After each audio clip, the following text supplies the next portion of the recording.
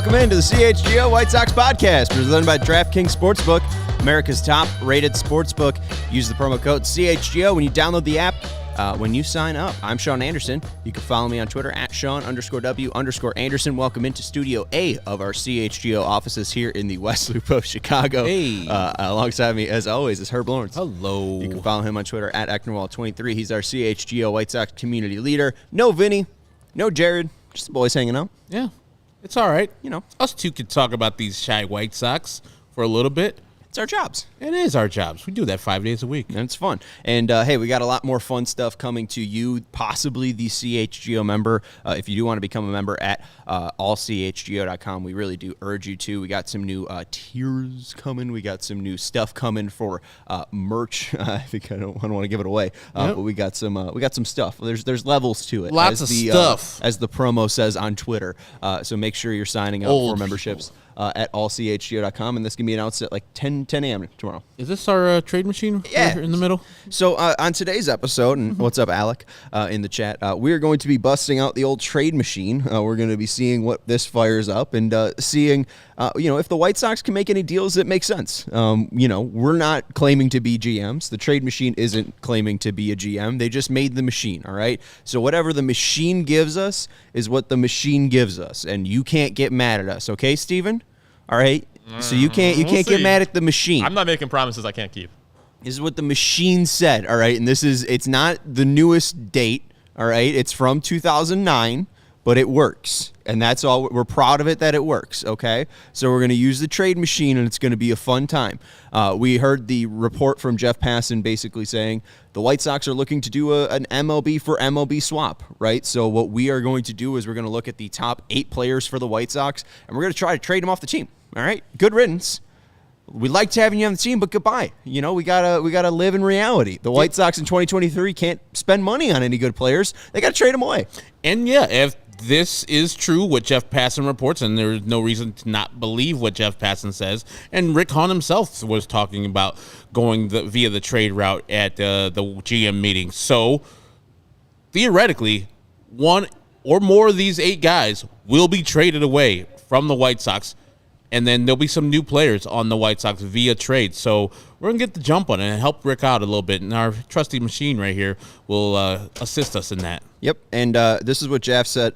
While there's no indication that the Chicago White Sox have any desire to start from scratch, the sheer amount of talent on the team, from Tim Anderson to Dylan Cease to Luis Robert to Lucas Giolito to Andrew Vaughn to Liam Hendriks to Eloy Jimenez to Lance Lynn to Yohan Moncada, makes them awfully appetizing for teams that might want to do a big league for big league swap. So we will be looking for, try to be looking for big league swaps. The only player that we're not going to include in these trades is going to be, at least the trade machine isn't going to include in these, is Yohan Moncada, because no one wants him. Gets paid like a top 6 third baseman in all of baseball. And Herb, you're fighting for top 7. Grandal's in this trade machines? No, well he wasn't listed. He wasn't listed. Oh, in that list. Okay. He wasn't listed. So yeah, all the bad players are going to be on the White Sox. So Grandal and Yohan will be on next year's team. Now Yasmani Grandal, with the lower half of a hockey player, will be on the team. Great. I hope he can give us some greasy goals. He's going to be a great defender on ice. And as Al says, let's make a deal. So why not? Let's bust out this old bad boy and fire it up. All right, Herb, let's go to the first machine, the first trade this is going to kick out. And it's going to flash up the Cardinals, all right? So the Cardinals are going to get Eloy Jimenez, and the White Sox are going to get Paul DeJong, shortstop / second baseman, and Matthew Liberatore. I hope I'm saying his last name right, but it's Liberatore. He was in the Paul Goldschmidt. Liberator? I think that's what it is. Okay, he was in the Rays prospect rankings, but he's a left-handed starting pitcher. Recently made his debut with the Cardinals, but he had like a 7+ ERA. So that guy sucks, is what the trade machine's saying. Yeah, is that the guy that went the other way? I forgot what the trade was. I'm looking it up right now. Remix. Whoa, hey-oh. Remix, we're doing it again. There we go. He was selected by the Rays in the second round back in 2018, and then he was traded for Jose Martinez, Randy Arozarena, and the Cardinals competitive balance round A draft pick. Perpetual Rookie of the Year, Randy Arozarena. went to the Tampa Bay Rays, while Matthew Liberatore, or whatever Steven said his name is. Liberator. Yeah, the Liberator, and Paul DeYoung, I think an ISU Redbird. That's right. If I'm correct. That's right. The best ISU Redbird, much better than Miller, much better than Stephen Nicholas. But I'm not taking that trade. Trade machine, you're struggling already. What? I'm not taking that. Why not? Because I don't like Paul DeYoung. Paul DeYoung was barely on the team. Like, he wasn't. So was Jesse Winker. And you were trading away for Jesse Winker. Winker. Has 5 years of actual good performance in Cincinnati. And I've heard some stuff was happening off the field for Jesse Winker that might have contributed to his on-field play. And so those things are a little settled down a little bit better. Jesse Winker is a perfect trade candidate for the White Sox. A trade low or buy low candidate who's on his walk year. Yeah. This Liberatore and Paul DeYoung, no, I'm good. I'd rather keep Eloy. The pronunciation, and again, remember this is a kid that failed phonics in the second grade, but Liberator. Liberator, HL says. Liberator. And HL says, hell no to the trade. Don't get mad at the machine, okay? The machine doesn't know what it's doing. Oh, you know it's who's trying mad its today? Best. KPW. He's my guy. The trade machine did a trade for him today. So, yeah. He wasn't too happy about. Teoscar Hernandez goes to Seattle, and then Toronto gets Eric Swanson and a prospect. What'd you make of that? Teoscar would have been nice in the White Sox. Oh, it's been real nice for the White Sox. I don't know how we didn't. We probably called, whatever. But I'm the guy who I said loves the trade up there in Seattle is trading again. So, yeah, let's go and get Jesse Winker for something less than Eloy Jimenez. Right. Hell, they got a major league outfielder who's an all-star for people I've never heard of in my life before. Maybe they're highly touted prospects, but doesn't seem like an apples-to-apples trade right there for me. Yeah, and people are chiming in. DeJong's been really bad. Yeah. 99 OPS plus in 2019 in an all-star season, and it's gotten worse since. In 2020, 87, 2021, 85 OPS plus, and 2022, a 53 OPS plus. He does or will make about $9.5 million this year, and then he's got 2 team options, so you could effectively cut bait with him in 2023. Never trust those ISU Redbirds. And HL said our guy Matthew struggled last year when he came up, which is true. But here's a guy that in 2021 he was playing in AAA and had a 4.04 ERA, but there was a 6-year age difference. He was pitching there in 2021, and then in 2022 in Memphis in AAA had a 5.17 ERA. I understand those aren't great results, but also he's still only 23 years old, still has a lot of control left. He just made his MLB debut, so I think, I mean, again, people don't want it because Eloy is going, but again, I don't think it makes sense to trade Eloy, all right? So, bad trade machine. Let's go to the next one, all right? What is the trade machine going to fire up here? You got to hit the button, or else it doesn't happen. We got one, all right? And shout out to everybody in the chat. We got people loading up. Oh, Jesus Christ. We got the Dodgers coming up. You're saying this is the worst one. You don't even know what the trade machine... The trade machine just gave you that. The trade machine just sent that to you, Steven. I saw Dylan Cease and I knew it was bad. Ridiculous. Oof. All right, so the Dodgers are going to be getting Dylan Cease and Liam Hendriks. Okay. And the White Sox are going to be a Midwest ripping saying Sox are not trading Eloy. It's the trade machine, all right? White Sox get Cody Bellinger, Will Smith, Ryan Pepio, and Michael Busch, the second baseman. So the White Sox get possibly their 5th starter in Ryan Pepio, possibly their starting second baseman in Michael Busch. They get a player to replace Yasmani Grandal and has control in Will Smith until 2025 and is a top catcher in the National League. And then Cody Bellinger, who's a former MVP, who is in his final arbitration year. The White Sox giving up Liam Hendriks and Dylan Cease. No, I'm good. Those players coming back to the White Sox, awesome. I would love them for a smaller price. You trading Dylan Cease, as I said before, you got to get back somebody like Shohei Ohtani. I know that's not going to happen, but that's the person that is of that ilk. No, I'm not giving up Dylan Cease for any of those players. And then you have to give away Liam Hendriks too? No, absolutely not. I mean, Will Smith is good. Great. I don't need another catcher on the team.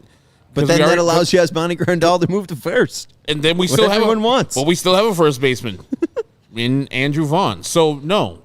Trade machine, you're struggling so far. What's going on, man? Stop trading good people away from us, jerk. It's AI. Don't look at me. I'm calling the trade machine. Our guy Stefan Bardo is dropping a super chat, and he said, would you wait to trade till after the non-tender deadline? I think that's when most deals are going to be done anyways. I mean, it seems like it's been a slow market so far. Tyler Anderson getting his deal done, a couple players accepting their qualifying offers, but I really think that most trades are probably going to be done once the larger free agents are gone. I think the larger free agents probably have to sign first, and then you'll see some of these trades happen, unless it's a 40-man roster crunch, but we saw most of those happen as the 40-man roster deadline was yesterday. So I don't think that they're going to wait until, or I think they'll probably wait until after the non-trade or the non-tender deadline, and all of those situations are figured out unless they're going to arbitration. Alex Root, of course, our guy, said the Dodgers the one to say no to that trade for getting Liam Hendriks. Will Smith is good. Great. Is he of Dylan Cease's ilk? Because you're getting a nothing player in Cody Bellinger. It's his last year. He's been bad for the last 2.5 years, and not good, bad for the last 2.5 years. And who else? Pepiot and Bush, those both prospects. Mm-hmm. Good luck. Yeah, Will Smith's the top 5 catcher, but we have a top 5 pitcher. He won an MVP, man. Huh? He won an MVP. Who? Cody Bellinger. Yes. Back in the day. Long time ago. When he was young, healthy. How did he get that unhealthy? Because remember, I think specifically, he hurt his back. No, remember when he hit the home run in the World Series in 2020? Collarbone, and then he did this little like forearm shiver or something like that. He like messed his either bicep or his chest up. Like you could see immediately he was like hurt from that physicality from one of his teammates. I forgot who it was, and he really hasn't gotten back to that level yet. And Steven, if you want to scroll up real quick, I think there was a different one of Matthew Lucas saying Andy Paget and Emmett Sherman both played for Jershell. Could see them being options too. So those guys, I think, being in the Dodgers organization. So maybe the trade machine could add that knowledge into their AI. But maybe we'll get the next one going up here. Let's see what the trade machine has to go for next, Herb.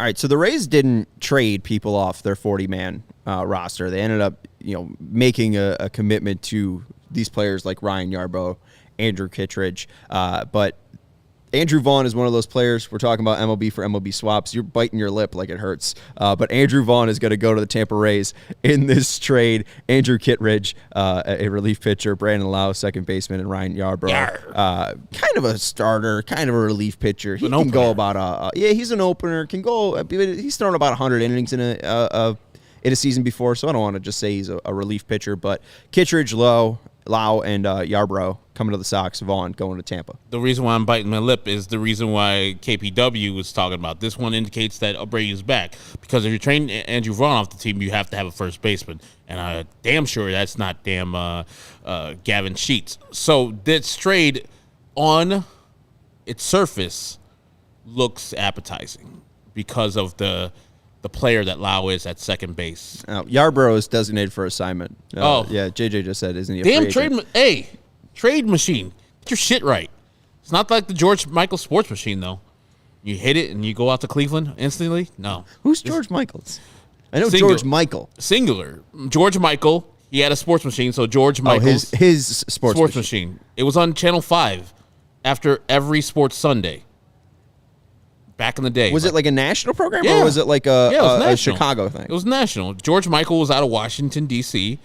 He would do a sports broadcasting show like alongside ESPN. Like this is before ESPN came into real prominence. He did it like in the 80s, probably in the 70s. But then he continued to do it in probably till the mid-90s and 2000s. And then, it kind of became passe because everybody got their information real quick. But after Sports Sunday, which has happened on 10:30s on Sunday, still does, you go to George Michael's sports machine, and he would act like he would press his TV screen, like he was touch screen back then. It's like, let's take you out to Cleveland, and he would show you these highlights. Bernie Kosar threw 3 interceptions. Ooh. Ernest Biner ran for 150 yards. The Browns still lost. I'm watching the 1988 Open on my birthday, and he just pressed a button, and now Julius Irving is doing a windmill Let's dunk. take you out to Philadelphia.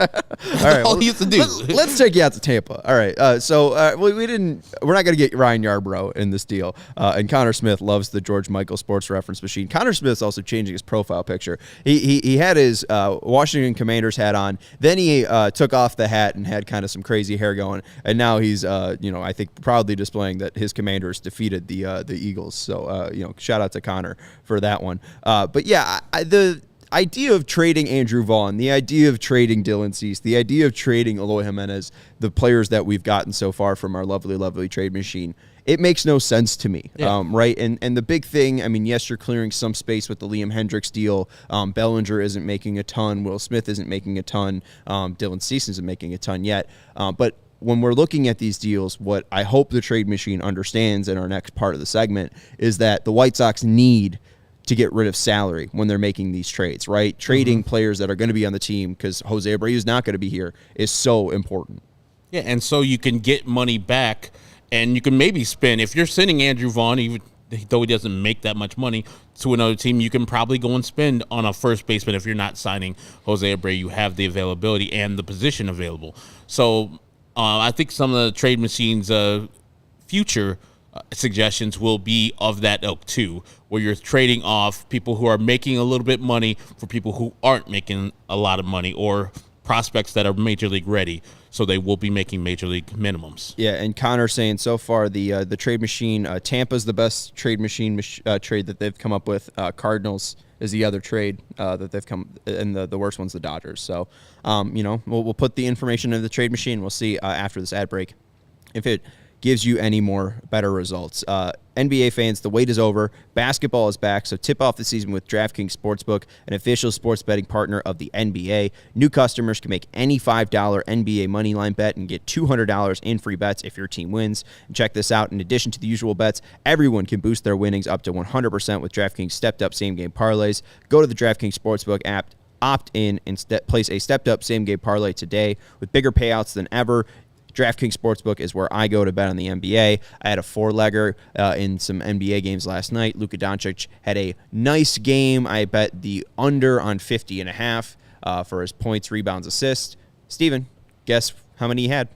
51. So that's the fun of betting and gambling, is that you could do everything right and still be wrong. But download the DraftKings Sportsbook app today. Use promo code CHGO and make any $5 bet this week and get $200 in free bets if your team wins. Only at DraftKings Sportsbook with promo code CHGO. Minimum age and eligibility restrictions apply. See show notes for details. And hey, the Bulls got a game against the Pelicans tonight, and Zion's out, and I think the Bulls are moneyline favorites right now, or moneyline underdogs. So you can get them at plus money right now to defeat the Pelicans, right?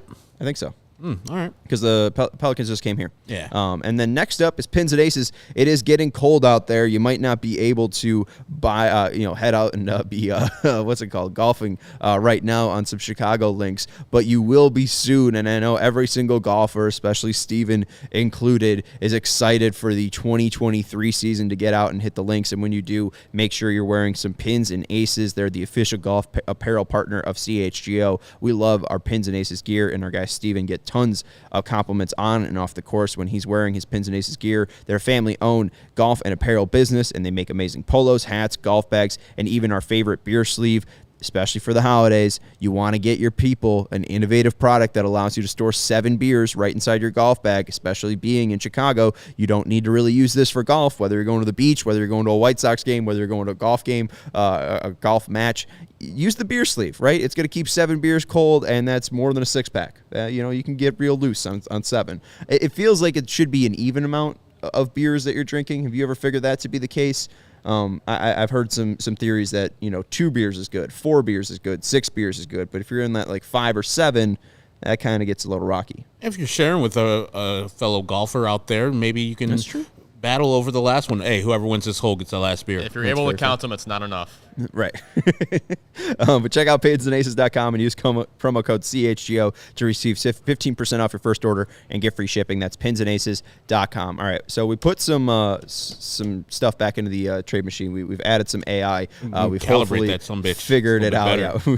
We calibrated it. It's going to be computing only good ones from here on out. So, all right, trade machine, let's go. Next up, we're going out to Milwaukee. Oh, George Michaels. That's the good land. I've heard. So he really didn't learn because Michael Kopech is going to Milwaukee. But Bryce Terang, shortstop prospect for the Milwaukee Brewers, and Colton Wong, second base, is coming over to the White Sox. The White Sox able to fill out the second base spot this year, and Bryce Terang possibly filling out shortstop for the White Sox after Colton Wong leaves or after Tim Anderson moves on. The only problem, well, major problems, Michael Kopech is going to be a star, I believe. But you usually trade pitcher for pitcher. You want a pitcher back at least because you're losing somebody off of your rotation there. So it's going to be hard to lose Michael Kopech in that regard. If it was a pitcher in that, even if it's a highly talented prospect, then you can stomach that a little bit more. But no, 1 for 1 or Terang and Wong for Kopech, I don't think gets it done, especially because of the names are not sexy.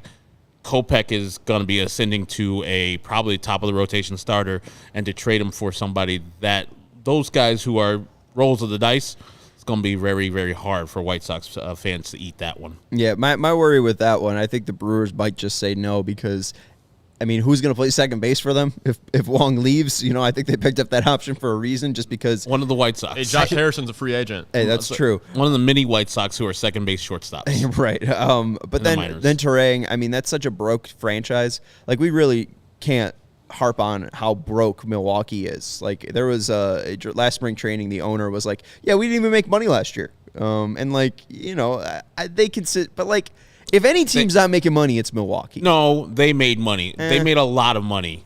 There was what was a report where a team was pretty much said that they made like $500 million last year and just take home. Like after it was the Braves, right? Because the Braves have to be they had to be in some type of some lawsuit, and they had to pretty much open their books up. And so if they're making that much, Milwaukee's making money. Don't let them fool you.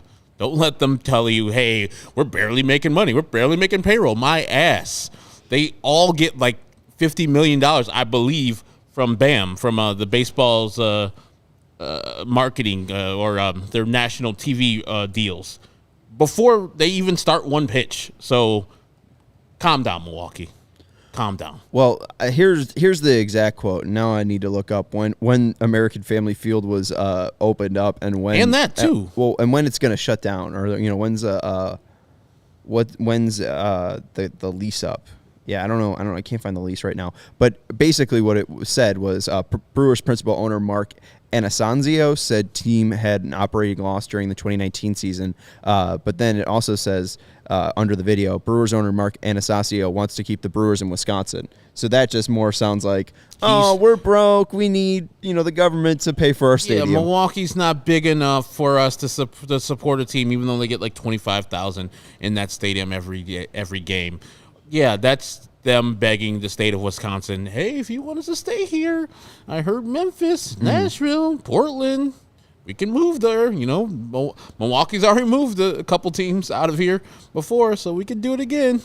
Yeah, and I do like Rusted's comment, if I was Rick Hahn, I'd fire myself. Oh, my God. People are talking about Eli Stein and our guy saying, if I was Rick Hahn, I'm not trading Cease. It's the trade machine's fault that he's trading Cease. But also, Eli, I thought you were coming to the tailgate. Herb was walking around the entire time. He's like, I'm looking for Eli. Where's Eli? Have you seen Eli? I wasn't looking for you, Eli. I missed you. Was he? Did you come? You can come back from December 4th versus the Packers? I know it's a long trip. That's true. But, at least going to the trade machine, I would let it know. Again, the White Sox probably need to get rid of payroll, and Terang being a former first rounder for the Brewers just seems so important for that broke franchise, even if they are or not broke, to keep on guys who have a lot of control left, and Kopech being brought up back all the way in 2018. I don't know if it seems like a player that they would go out and acquire, but we'll see. I mean, I'm sure the city of Milwaukee and the state of Wisconsin would not be happy to have to supplement them, the millionaires and billionaires, with some money, tax money, to build them a new stadium, which that stadium is only like 30 years old, if that. But if they were talking about moving, it's like, oh, God, you got our arm behind our back. Yes, we'll pay for your goddamn stadium, half of your stadium. You pay for the other half, and we'll keep Milwaukee here in the state. I mean, we'll keep the Brewers here in Milwaukee, and we'll make your new damn stadium probably closer to the lakefront. And we'll get one with air conditioning. Yeah. Because the AmFam doesn't. It's dumb. It's bad. Let's like they don't play games in the summer. Right. That's all you do. Just idiots. You guys aren't. You got a great heating in that building. Save like what, millions of dollars each year. Ridiculous. But for the discomfort of your fans in the place, goodness gracious. The glass on the back wall is kind of ugly. It's so like 2000. You know. Literally the same stadium as Chase Field, but I like that one much better. I like American Family much better. It's pretty. I would not be surprised that the same exact people made that stadium. So let's just repeat this in the desert. Chase seems comfier, is it not? It's no. Is it more shopping mall-y? It's just hot. Like it also doesn't have air conditioning, and it also left the windows open on a 99-degree day. It's a dry heat. It's a hot heat. That's what it is. It's a sweating heat. They're playing the Cardinals that day on that Saturday, but they did give out great Diamondback alternate jerseys, like double X. I was like, man, you do something right there, Diamondbacks, because that was a good gift to have, to go to a stadium, buy a regular-ass ticket, and they give you a nice jersey, not one of those pullovers, button up, nice. I can wear one of these days. Courtney has commandeered both of them, so now she wears both of them, but I can probably steal one and wear it into lockdown. God, it's old school. CHGO White Sox. God, that's been friends, like please. A year. It's right here. Let's. I forgot CHGO. I still work for them. Let's and different architects on the Chase Field and AmFam. They just copied it. It's dumb. They just dropped it. Let's go to the trade machine and let's see where it takes us next. All right, we're going to San Francisco. Great stadium. Oh, great best. Stadium. Absolutely best. This would be after the non-tender. The White Sox would have to tender Lucas Giolito to a contract around $10 million.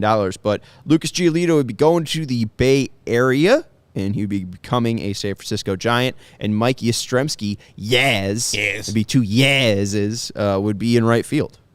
So what do you make of this one, Herb? This is like a change of scenery thing for guys who have had bad 2022s. Used to be good. I mean, Yastrzemski, I think, is up there in age. He's not a spring chicken. I don't think he's in his 20s anymore. 32. Yeah, exactly. So he's getting a little long in the tooth. And then Lucas Giolito had a bad year in 2022. I think his offseason home now is in Davis, California, which is more in the Bay Area. And so closer to home, sleep in your own bed every night type of thing. And reinvigorate your career in a stadium that would be conducive to doing that. Those nights in San Francisco when it's July and it's 50 degrees and it's freezing, be conducive to Lucas Giolito's pitching style. So, yeah, I think that swap, while not sexy, I would love to keep Lucas Giolito as long as you can because you're trading him at the bottom of his value. And so at least let him build up his value in this halfway season. If the White Sox are not doing well in 2023 and Lucas Giolito's return to form, I could see them trading him for a little higher thing because he's only a rental and he'll be off somebody's payroll really quickly. But just to get Mike Yastrzemski back, no. Yeah. I know he's, is a lefty. We get Hawk Harrelson back in the booth. He would go wild. I'll tell you what, best right fielder I've seen since Yaz. Mercy. I'll tell you what. You have Yaz and Yaz in the same lineup. Yes. If I would have done a 1974 in Boston, have Yaz and Yaz in the same lineup. Mercy. Rico Petrocelli, Yaz, Ted Williams, Jim Rice, Mercy, Jim Lombard, Alvin Dark was our manager. Yastrzemski is a left-hander. My big worry with him is that, he had a first two good seasons, OPS pluses of 136 in 2019 and 2020. But the past 2 years, he's kind of been down, 101 OPS, but White Sox in right field, they take a one OPS and 42 home runs in about 1,000 plate appearances. So Sox would take about 20 home runs. The best right fielder we've had in a while. Yikes! I don't know if that's saying much there. No, it's not. And Eli's coming back in the summer, so we'll have to wait until Eli comes back in the summer to see him. And we're excited to see him. We're also excited for the DraftKings pick of the week. We're going to take you to Kent, Ohio. No, we're not going to. We can take him to Kent, Ohio. I'm taking you to Kent, Ohio. We're going to take you to Kent, Ohio. It's the Kent State and Eastern Michigan game. We're going to take the under tonight. We're also going to parlay that with the Kent State money line. That is your pick of the week. It's a parlay at plus 155. If you don't want to get too cute with it, just take the under of 60. These two teams, they're going to run the ball. And when you run the ball, not a lot of points are getting scored. Less possessions there, and it's MACtion. I don't know if they're going to be the most efficient team. So we're going to take under 60 tonight in Kent, Ohio. That is your point. That is your DraftKings pick of the week. And DraftKings actually has a promotion right now. Get up to a 100% boost for MAC football this week. It's a mystery boost, so it could be from 20 to 100%. I got mine at 50% yesterday, and I used it on the Ohio game, and I won. So that's very nice. So make sure you're using your MACtion boost as well. And IU plays tonight, too. In DeKalb. But you can't bet on it. One. Oh, leave the state and bet on it. Leave the state and go to Indiana and bet against NIU. Or actually, I think you could bet it in brick and mortar places. Yes, you can. So go to wherever DraftKings is the brick and mortar in Illinois. Bet there. Win a lot of money. The Wrigley one isn't open yet. No, sad. That'd be the closest. I'll be one there as soon as it does open. You and Cody both. You and Cody can ride a scooter. We literally live down the street from each other. We'll just hold hands and skip down to Wrigley. There you go. So download the DraftKings Sportsbook app today. Use promo code CHGO. And also, if you make any $5 bet this week, you get $200 in free bets if your team wins. Only at DraftKings Sportsbook with promo code CHGO. Minimum age and eligibility restrictions apply. See show notes for details. And next up, Chi-Town Cornhole. We saw these wonderful, beautiful boxes at our latest CHGO tailgate. You could see these cornhole boxes out at the next tailgate on December 4th when the Bears take on the Packers. But Chi-Town Custom Cornhole, the #1 cornhole provider for the Chicagoland area and Illinois since 2007. Their signature box-style design can be digitally printed, covered in vinyl, and painted. Their cornhole boards come with built-in drink holders recessed in on the back, LED lights that light up the hole, and exterior handles for easier carrying and handcrafted scorekeepers. Those handles are fantastic. We were putting away, I think we had 4 sets of boxes, and only one of them had the handles of the Chi-Town Cornholes, and those were the ones that were CHGO, custom made for us, have the LED, the ones that are super tricked out. And I got splinters from one of the older ones that, like, you know, that weren't Chi-Town Cornholes. Raggedy, made with plywood. Braggs had his own, right? And Braggs's were nice, but they didn't have the handle. And then Jake's had his own, and they had the drink. But that handle made a difference because, I mean, it was so easy. You could carry 2 boxes at one time. And especially with some of these bigger ones, it's tough to just carry one at one time. Mm-hmm. It's so easy to carry these with the handles. So it's why it's a fantastic gift if you're looking this holiday season. Maybe you got a wedding come up, and maybe you have a tailgater in your life or someone who has a great backyard barbecue setup. These are fantastic gifts, and they can ship anywhere and offer local pickup. So go to their website, ChiTownCornhole.com, and make sure to follow them on Instagram at Chi-Town Custom Cornhole Boards. All right, let's go to the trade machine. And other Sean saying the trade machine is from the 1970s with that sound. Maybe we can draft Harold Baines again and solve the right field problem, but I don't think that's going to happen. Evidently. We're on the trade machine. Next up, Luis Roberts leaving town. Bye, Luis. See ya. We don't need you. Zach Neto is coming to trading the White Sox. all our Cubans away, too. He's the second baseman. And Taylor Ward, third baseman / right fielder, is coming to the Sox. Luis Robert, center fielder, going to L.A. And Norge Vera, top right-handed pitcher for the White Sox, going to L.A. as well. What do you think of this one for the trade machine? Well, always zero interest in any Luis Robert trade. He's a champion. He's going to be great. But let's humor the trade machine. Neto is, I think, a top prospect for the Angels. He fills a position need there at second base. and Ward fills a corner outfield position spot for the White Sox. He got, 25 home runs last year. He's a right-handed hitter. I wish he was a left-handed hitter. That would be a little bit more appetizing. But, if this is the Luis going forward, the one we got in 2022, where he's playing, he's not, he's playing, he's not, yeah, that trade makes sense. Right. Well, if that trade otherwise, no, I'm good. I want to give just credit to the people in the chat making us laugh. Senor Sox saying that trade machine have any good trades in there. Also following up with saying the trade machine's on crack. AJ saying every trade's worse than the last. Why are we doing that? And Mike in Eminem is basically saying whack trades. Trade the person trading next. Again, it's the machine doing this. It's the machine doing this. I think the counter to this would be Taylor Ward has 4 years of team control left, so it's not like Taylor Ward would be going anywhere. You could help build out right field or possibly third base. And then Neto, like you said, he is a top prospect. Luis Robert, can he play 100 games? And again, we're going back to the point of the White Sox are the ones saying they're trading people. I don't think that the White Sox, again, they couldn't get deals done at the trade deadline because I think they're overvaluing their players. And I think that White Sox fans also probably are overvaluing their players. Not saying that the trade machine got this Angels one right, but again, Luis Robert, in a way, damaged goods. Yohan Moncada, clearly damaged goods. Too damaged to trade. Yasmani Grandal, way too damaged to trade. We got a super chat here from Rusted saying, trade machine, I'm begging you to stop proposing these deals. I'm going to press the button again. Trade machine, take us somewhere else. How many more we got?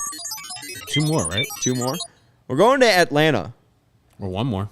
Tim Anderson, shortstop, is going to Atlanta, and Wes Kath, top third base prospect and former second rounder, is going to Atlanta. And the White Sox are getting Ozzie Albies, second baseman, who is notably dirt cheap.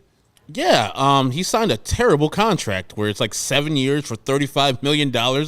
Just the dumbest contract I've ever seen signed for a person that was going to be decent. He's been to, I think, a couple All-Star games. Last year, I think he was hurt, or 2022, he was hurt for a good portion of the season. Tim, I'm not trading Tim for anybody, much less Ozzie Albies, because of Tim means more to the White Sox than he means to any other team. The only thing I could see is like Tim, born and raised in Alabama, the Braves are probably the team over there, the closest team that he can go to. And so maybe that's rejuvenates his career out there in Atlanta. They love him out there because he's a hometown boy.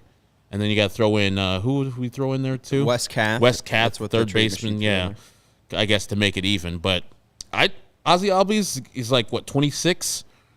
He's had a couple bad years, but he's had a couple spectacular years. So it's enticing, but I'm not trading Tim Anderson. Well, and the idea, too, is then I guess would be the White Sox aren't going to re-sign Tim Anderson, or the White Sox have no interest to re-sign Tim Anderson after. I think it's this year coming up. I think this is his last year under team control, or at least it being $12.5 million. Let's see, 6 years, $25 million. Club option next year for 14. So yeah, they're picking that up. Of course, they're going to pick that up. And just like Ozzie, Tim Anderson's got a fantastic deal. Like White Sox fan says, we can keep or not. That wasn't the one. Can we scroll up? And another reason, Slush Poppy saying, why create a new issue at shortstop to fix second base? I mean, with that, you could probably do what most White Sox fans wanted them to do, is re-sign Elvis Andrus. Yes, 36 years old Elvis Andrus, because you're not going to gap it for Colson. Whatever. That's exactly what you're doing, and then that works out for Atlanta because they're losing Dansby Swanson. I'm sure they have some high prospect coming up to take Dansby's spot at shortstop, but Tim Anderson for Dansby Swanson, while you can do whatever you need to do at second base, it makes more sense than most of these trades. Trade machine, a little better, get better than that though, jerk. I'm going to do it. Take us somewhere else, trade machine. This is the final one. Oh, my Jesus. We're going to New York. He's finally a White Sox, baby. Eduardo Escobar. I mean, again. Well, again. But, Bob Nightingale said it was going to happen last year. Yeah. White Sox get Eduardo Escobar from the New York Mets. He's a third baseman. And Daniel Vogelbach from the Mets. He's a first baseman. And Lance Lynn, starting pitcher, goes to the New York Mets. Lance Lynn making $18.5 million. Eduardo Escobar making $9.5 million. Vogelbach making $1.5 million. So in total, the White Sox save about $7 million, $6 million with this trade. Could you ask the trade machine why it wants another first baseman in that logjam? Trade machine's Because a dummy. because Jose Abreu's gone. And Andrew Vaughn? Yeah, and one hits righty and one hits Gavin lefty. Sheets? Gavin That's a Sheets lot. sucks. Gavin Agreed. Sheets is horrible. Agreed, but he's a went first through. baseman by trade. You weren't here on Monday where we said Gavin True. Sheets is horrible.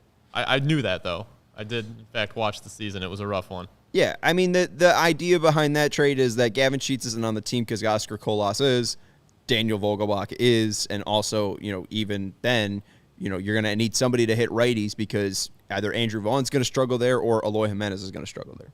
And he's cheap. As I said earlier, if you're going to trade pitching, you usually want pitching back. And that deal, you don't get that. At least the girth is the same. I mean, you get Vogelbach for Lance Lynn, both big boys. That's awesome. And then you get to have White Sox great Eduardo Escobar come back and do nothing for the team. So full circle, trade him away for for Francisco Liriano, I believe. He sucked as a White Sox. Eduardo Escobar went on and had a nice career with the Twins. Was pretty good with the D-backs. I don't know what he's done with the Mets, but he's like 36 now. So no. Right.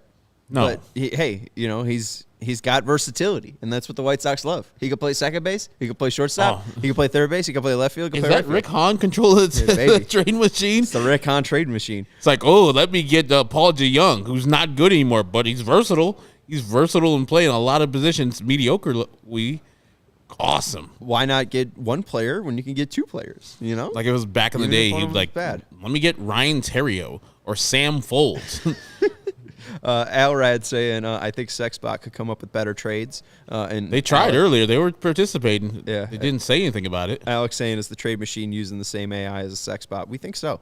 Final trade that I got for you. This isn't a trade machine graphic, but I don't think any of these deals make sense. I don't think trading of these players makes sense. I don't think any fan will be happy with any of these deals that would happen, just trading these players, right? I think the ones that would probably be the easiest ones to stomach, Lance Lynn, because he's likely not going to be here for the long term. Yeah. Lucas Giolito, just because he wasn't that great last year. But outside of that, I know fans don't want to lose Tim Anderson. I know fans don't want to lose Dylan Cease. I know fans don't want to lose Andrew Vaughn or Luis Robert or Eloy Jimenez. So I really don't see Rick Hahn when he says the trade market's going to be so prosperous for us.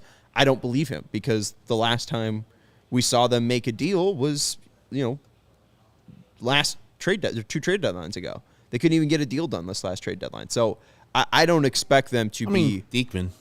Yeah, they got Jake Deacon, but I'm saying trades,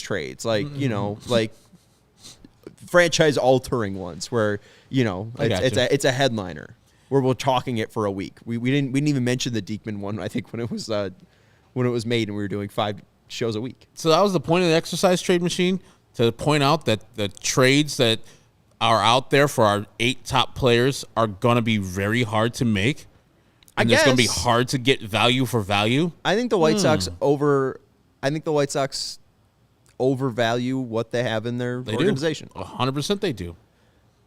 It's ridiculous that they do. They hug prospects until it's too late and they lost some of their shine. The one that they didn't do that with, which I was happy with, it turned out to be a bad trade. But at the time, I was very happy that they traded for Craig Kimbrell and giving away Cody Hoyer. Hurt, but magical. I was like, get the hell out of here. I said that was a bad pick initially because he could just hit singles and he might be Laser Show Pedroia. He might be Altuve, but he was neither of the two. No. I don't think he'll be ever that. So that's the only time that I feel that they didn't prospect hug. They saw the player in major leagues. He got hurt all the time. It wasn't the player that they promised and got rid of him and got some actual Major League Baseball players for him. I thought that was a good trade. And otherwise, they've been holding on to those prospects forever. And now the Cubs want to get rid of him. Cubs are like, all right, let's go get Dansby Swanson. Yeah. Move Nico to second, and we're cool. Yes. See you later. Yes. See you later, Nick Madrigal. Sorry, Nick Madrigal. Maybe the White Sox would get him back for cheap. And that just points second base. Boom. There you go. It's fixed. And I think there you go. It just kind of looks for. It just looks at where the White Sox struggle with drafting, and it's just is Garrett Crochet truly that guy? And I think if you're going to be trading somebody this year, I think probably Aaron Bummer makes sense because you have to pay Jake Diekman to be in your bullpen, and I know Bummer's better than Diekman, but maybe that makes sense because the White Sox have such a deep bullpen, and it's going to be harder to get rid of Diekman.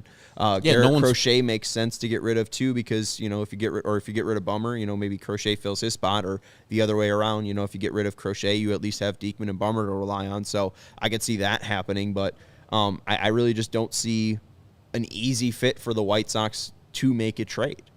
No, and if there is one, that trade's going to hurt a lot. It's going to be one of those players that we just named, the trade machine just named, involved in a deal where you're going to probably, at first blush, not like it because the White Sox are not in the position of strength right now.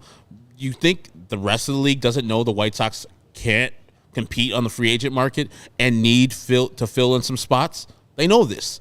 And so they can play a little hardball with the White Sox and say, hey, okay, cool. You don't want my trade? Go ahead and find that in the free agent market. Oh, you don't spend money. Hilarious. Then come to my deal then. No?